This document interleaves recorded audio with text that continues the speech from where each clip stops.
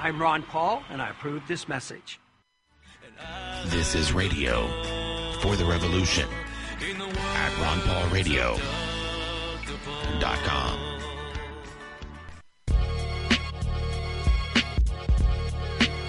Sounds like Vegas.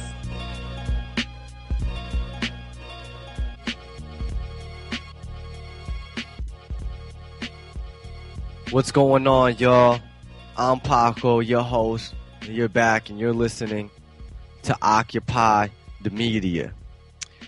And I just want to say real quick, if you haven't, make sure you donate to ronpaul2012.com. We're still not at the goal yet. We need 2.5 million. We're at 1.3 right now. So go to ronpaul2012.com and be sure to donate what you can. And just a reminder that today at 7 p.m. Eastern Time and in the University of Rhode Island at the Keeney Gymnasium, Ron Paul will be speaking. There will be a rally, and it's at South Kingston, Rhode Island, 02881. Again, the University of Rhode Island, Keeney Gymnasium, 7 p.m. today. And tomorrow, he will be at Liner Rink in New York, Cornell University, 7 p.m. Eastern Time, April 19th. That's at 536 Campus Road, Ithaca, 14853. And on the 20th, he'll be in Pittsburgh. That's actually a rally at 7 p.m. Eastern Time, April 20th, at the Soldiers and Sailors Memorial Hall, Pittsburgh, PA 15213. Okay, so I want to jump into this clip here because we're basically going to be talking about police brutality on this show. There's a lot of it going on right now, and we got to stop it because everything's turning on us. You know, the police is so trigger happy, killing teenagers, handcuffing kids, tasing elderly men. I mean, it's just getting out of control. Now, this next one I'm about to play is a teenager. His mom, I guess he had problems, mental problems, not listening, things like that. So his mom sent him to a treatment program or to a medical program where they watch the kids, take care of them, I guess. Well, anyways, they do electrical shock therapy there. And video came out, has finally been released, where this boy was pretty much tortured, shocked 31 times because he wouldn't remove his coat. And they say you can hear people laughing. But anyways, I'm going to go ahead and play that clip real quick for you. Romney is a dangerous conservative living in his ivory tower, completely unaware of the needs of the American people. Screams of pain. All right, give me one moment because obviously there is something else playing here and not sure what it is. Okay. All right, let's try that one more time. Listen to him scream.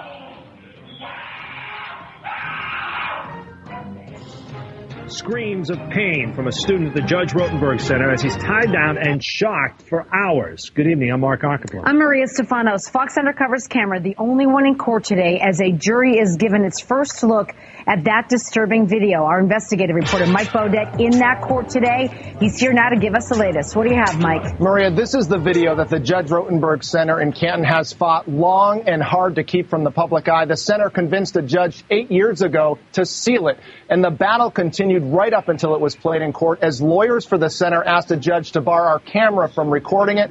Well, the judge said no, and now for the first time ever, the public can see for itself what these controversial electric shocks look like in use.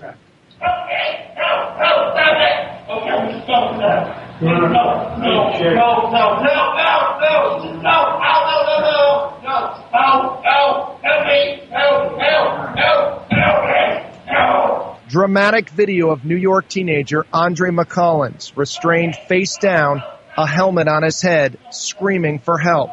The Judge Rotenberg Center calls it treatment. That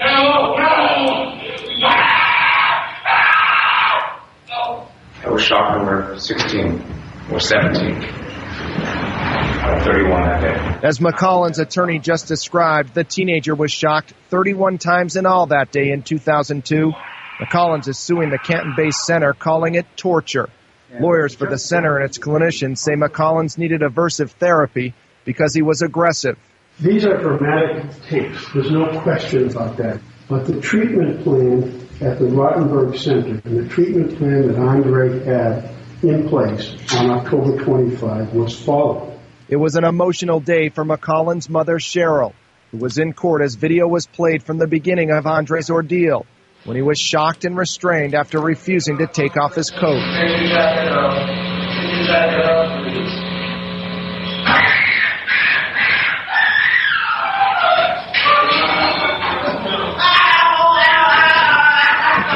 I never signed up for him to be tortured, terrorized, and abused. I had no idea that they tortured the children in the school. Cheryl testified what her son was like when she visited him 3 days later. I couldn't turn Andre's head to the left, to the right. He was just staring straight. I took my hands and I went like this. He didn't blink. Now, Cheryl McCollins did get Andre to Children's Hospital that day, where he was diagnosed with acute stress response caused by the shocks.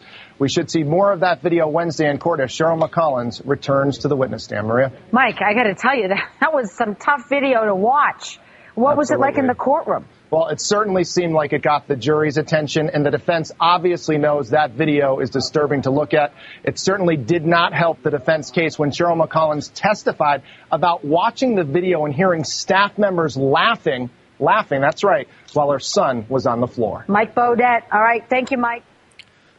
No, what are we coming to? What type of world do we live in where people can laugh at someone being tortured? You know what I'm saying? And then his mom had to take him to the hospital. You know, if that was me, my child, or whatever, somebody else would have been going to the hospital too. I mean, your son can't even respond to you. He's not even blinking. And you're telling me this is what has to be done for therapy? These pharmaceutical companies, these hospitals, these doctors, medical corporations, they don't care about us. Everything, we are just guinea pigs. We're just rats. We're just mice. That's all. They don't care about any of us. And so I really wish she wouldn't have took her son to a place like that and try to go a different route, but I'm pretty sure her and others will not be going there. But I mean, it's just amazing. Someone made a good point too on my YouTube page. It's amazing how this is not considered illegal, but yet some people can get in trouble for spanking your kids, now I whip mine, you know what I'm saying? So, but I would never shock. I mean, this is just amazing that this is okay, that this is legal. This is like looked at as therapy. This is looked at as like treatment. We just gonna go around, we just gonna shock him 31 times because he won't remove his coat, and then you hear him screaming like that.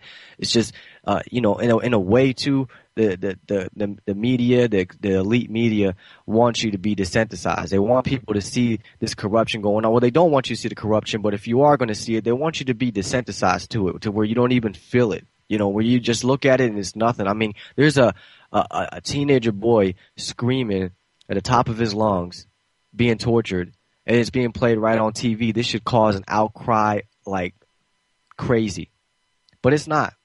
You know, police shoot down teenagers, take away people's rights, beating up people that occupy Wall Street, doing all types of things. Nothing. We just gonna keep it going, and everybody knows how the police is. Those that have bad experiences with them, like myself, but a lot of us still ain't doing nothing, and we got to fight back. And if Ron Paul becomes president, we will have our constitutional rights, and the police won't be able to break our constitutional rights, and we can combat some of this police brutality that's going on.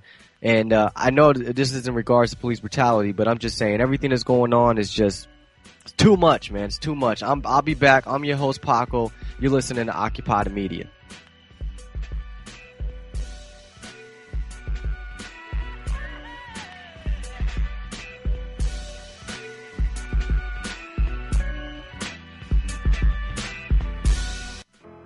If you have enjoyed the programming on Ron Paul Radio Network, please go to ronpaulradio.com/support. That's ronpaulradio.com/support and make your small donation. All revenues received by the network go toward paying expenses and upgrading our service to you and to the Liberty Movement. As always, we pledge our transparency so that you can rest comfortably knowing that your dollars are hard at work, bringing radio to the revolution. That's ronpaulradio.com/support to make your donation today. An idea whose time has come cannot be stopped by any army or any government. Freedom brings people together. We got to get the truth out. That is what we need.